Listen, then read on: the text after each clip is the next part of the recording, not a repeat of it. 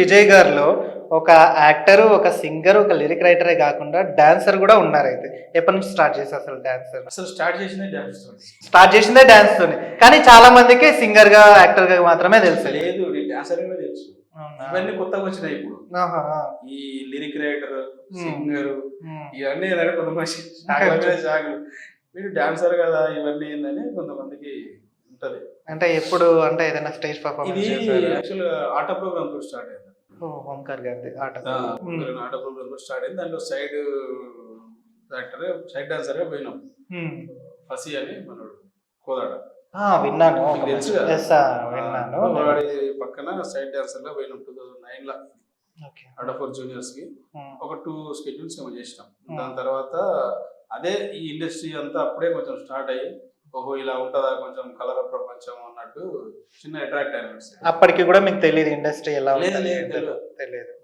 So మీ first ఆట నుంచే start, ఆట నుంచి జర్నీ అనేది ఆట నుంచే స్టార్ట్. start. ఓకే. సో జరిగినట్లు కంటిన్యూ దాంతో పరిచయం అయ్యి అదొక సాడ్ స్టోరీ వాడిది. ఫస్ట్ విన్నాను. అయితే ఫసీని ఒక తమ్ముడిగా, ఒక ఫ్యామిలీ మెంబర్ గా ట్రీట్ చేసిన మీరు చివరి దాకా కూడా ఎంతో ప్రయత్నించి కూడా ఆ అబ్బాయిని బతికించుకోలేకపోయారని చెప్పేసి కూడా అసలు ఎలా జరిగింది ఇన్సిడెంట్స్? అసలు కిడ్నీ ఫెయిల్యూర్, అంటే సైజు కిడ్నీల సైజు తగ్గిపోయింది. ఎన్ని ఇయర్స్ ఉంటాయండి అబ్బాయికి? 19 years. 19 years అబ్బాయి. మేమేమనుకునేదంటే కొద్దిగా సరిగా తినడు కొంచెం. సో అలా ఏమన్నా ఆయాసం పడడము అట్లాంటివి జరిగింది. మాది ఎట్లా అంటే 2000 అప్పటి నుంచి 9 అంతా ఫ్యామిలీ ఫ్రెండ్స్ లాగా మా పండుగలకు వాళ్ళు వస్తారు, వాళ్ళ పండుగ మేము పోయేది అందరం ఫ్యామిలీ మొత్తం. వాడు ఒక్కడనే కాదు. కాకపోతే ఇప్పుడు నేను ఇందులోనే తిరుగుతున్నాను. సో వాడు కూడా ఇదే ఫీల్డ్. కొన్ని మూవీస్లలో కూడా చేశాడు. పరమానంద శిష్యుల కథ అని 3D మూవీ అది. అది అందులో చేశాడు. అది రిలీజ్ అయింది. అది ఎక్కడ తెలియదు అది. ప్లస్ అగ్లీ అని ఒక మూవీ థియేటర్ మూవీ కూడా వచ్చింది, అందులో కూడా చేశాడు. వెంటనే సడన్ షాక్ ఏంటంటే 2022లోనే ఇది జరిగింది. తీసుకుపోయినాము. అంతా ఏదో ఇలా అయిపోయిందంటే వాడిది ఏదో అరిబరి అయిపోయింది సార్.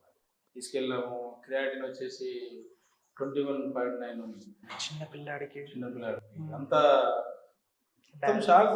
డాక్టర్స్ కూడా ఆ రిపోర్ట్స్ ఎవరు చూపించినా కానీ ఇక్కడ షాకింగ్ విషయం ఏంటంటే రిపోర్ట్స్ తగ్గట్టు మనిషి లేడు. 21 పాయింట్ ఉంటే క్రియాటిన్, చేతులు వాయడం, కాళ్ళు వాయడం ఇవన్నీ ఉంటాయంట. నార్మల్ ఉన్నాడు, డాన్స్ వేస్తున్నంత చేస్తున్నాడు. అంటే అంత ప్రాబ్లం లో ఉన్నా కూడా అబ్బాయి ఈవెన్ డయాలసిస్ కి వెళ్ళేటప్పుడు కూడా ఆడుకుంటూ పోయాడు. చూస్తేనేమో తెల్లగా మన హాలీవుడ్ హీరో చూసాను.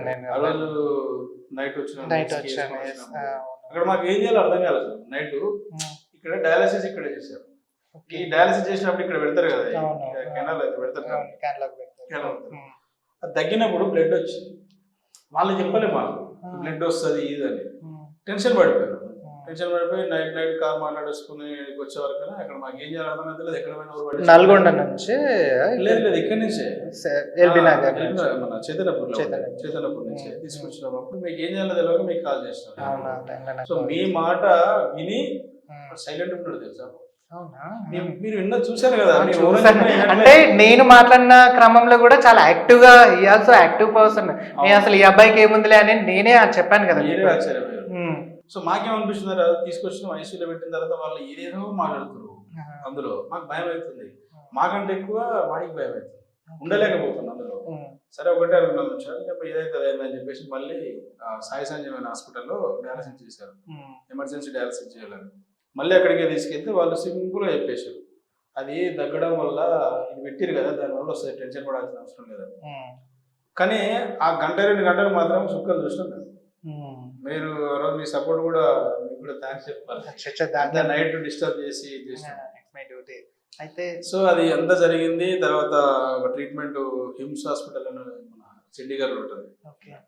సో కొంచెం ఆ రకంగా కూడా ట్రై చేద్దాము. ఇప్పుడు ఈ డయాలసిస్ చేసి ఎంతసేపు ఉన్న మనిషి ఇంకా రోజు వీక్ అయిపోతాడు కదా, గ్రోత్ అనేది ఏముండదు, వీక్ అయిపోతాడు. సరే దీనివల్ల మనకి మళ్ళీ రికవర్ అయితే అనే ఉద్దేశంతో చాలా ఎంక్వైరీ చేసి అందుకలా పోయినాం. అక్కడికి కూడా అంతా చేపించినాము, చూసినాము. కానీ సెప్టెంబర్ 6 రోజు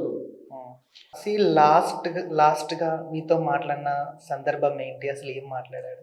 అంటే ఇది ఎమోషనల్ గా తీసుకోవాల్సి, అంటే నేను అడగకూడదు, బట్ దీని విషయం గురించి అడగడం కూడా మీరు ఈజీగా ఎమోషనల్ అవుతారని తెలుసు, బట్ ఎందుకంటే జనాలకు కూడా తెలియదు, అంత అభిమానించే అబ్బాయిని మీరు ఒక తమ్ముడిగా, ఒక ఫ్యామిలీ మెంబర్ గా నిజం. చూసుకున్న నా అబ్బాయి. తమ్ముడు కూడా తిరగలేదు నాతో అంతా.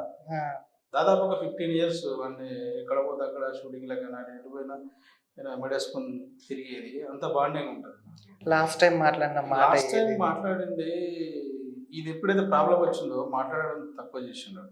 ఓకే. అంటే ఎవరితోటి ఎక్కువ మాట్లాడకపోయేది. ర్యాంపో ఎలా ఉండేది మీ ఇద్దరి మధ్య? ర్యాప్ చాలా క్లోజ్ ఉంటాం, ఉమ్, చాలా అంటే చాలా క్లోజ్ ఉంటాం. నా సాంగ్స్ కి డాన్స్ చేస్తాడు. ఉమ్, సిల్క సాంగ్ అంటే చాలా ఇష్టం వాడు. ఆహా. మేమిద్దరం కలిసి రీల్ కూడా చేసేదాం.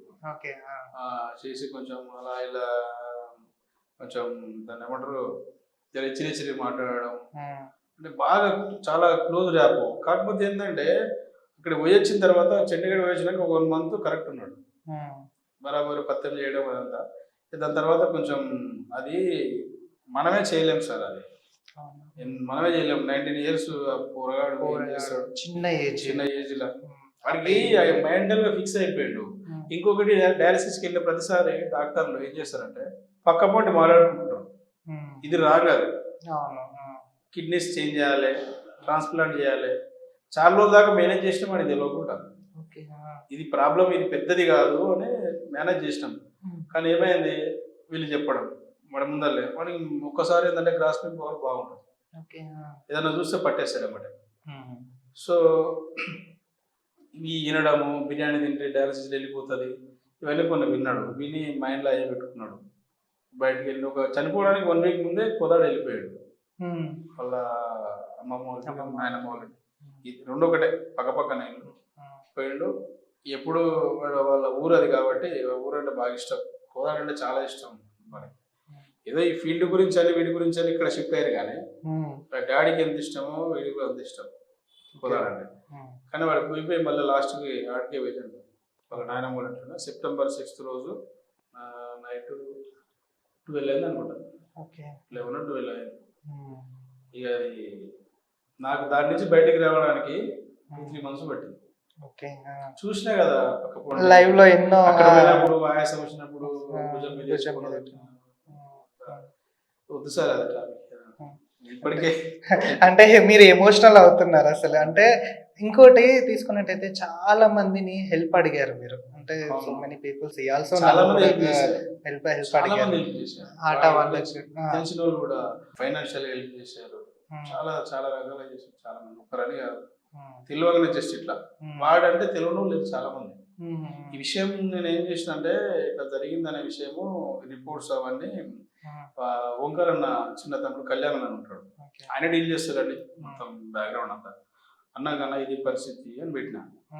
అప్పుడు ఏదో జరుగుతుందో నా షూటింగ్ రాజుగారికి అది 3 or something ఏదో కరెక్ట్ ఐడియా లేదు, ఏదో జరుగుతుంది. ఆ షూట్ లో బిజీ ఉన్నారు వాళ్ళు. చెప్పిన మ్యాటర్ అయితే చెప్పిన ఇది అని, సరే అన్నకి చెప్తా ఫార్వర్డ్ చేస్తా అన్నాడు. కానీ ఇంకా తర్వాత మేము అన్నను అడగలేదు, మళ్ళీ నేను గుర్తు చేయలే అన్న వాళ్ళకి. దాని తర్వాత చనిపోయినాక నేను అశ్విన్ అన్న కాంటాక్ట్లో ఉంటాను, వాట్సాప్లో రెగ్యులర్గా.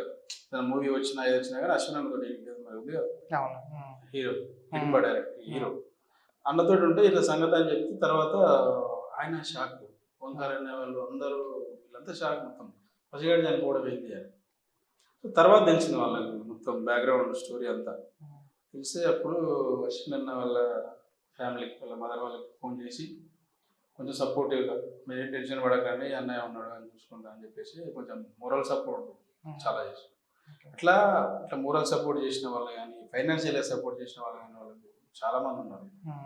ఎంత చేసినా కూడా చివరికి వాడి అది ఎంతవరకే ఉందనుకుంటా సార్, ఎందుకంటే చాలా ప్రయత్నాలు బతికియడం కోసం. వానికి కూడా ఇంత ఏజ్లో ఇప్పుడు అంతతో పాటు పిల్లలు ఉంటారు కదా, వాళ్ళందరూ మంచిగా హ్యాపీగా తిరుగుతుంటే వీడు ఇంజక్షన్లు పెట్టుకొని ఇంతలా వాష్ చేస్తాను. ఆ నిడిల్ పెడితే ఇంజక్షన్ ఇస్తే ఇంతలా వాష్ గట్టిగా ఉండేది ఇట్లా. వాళ్ళ దానికి ఐస్ ప్యాక్, మెంటల్గా డిప్రెషన్లోకి వెళ్ళిపోతారు కదా. కాకపోతే చిన్నప్పటి నుంచి ఒకటి ఏంటంటే ఏది కూడా ఓపెన్గా బయటకు చెప్పాడు, మనసులో ఉంటుంది. సో ఆ పెయిన్ ఉన్నా ఏదున్నా కానీ మంచిగా నవ్వుకుంటూనే ఉండేది, అంతా బాగానే ఉండేది. కానీ దేవుడు ఎందుకు సారీ, ఇంకా మిమ్మల్ని నేను ఎక్కువ ఎమోషనల్ గా కూడా నేను అడగలేను, ఎమోషనల్ కూడా నేను చెప్పలేను, ఎందుకంటే మీకు స్పెక్స్ పెట్టుకున్నారు కాబట్టి కనిపించట్లేదు, కానీ మీరు బాగా ఫీల్ అవుతున్నారు.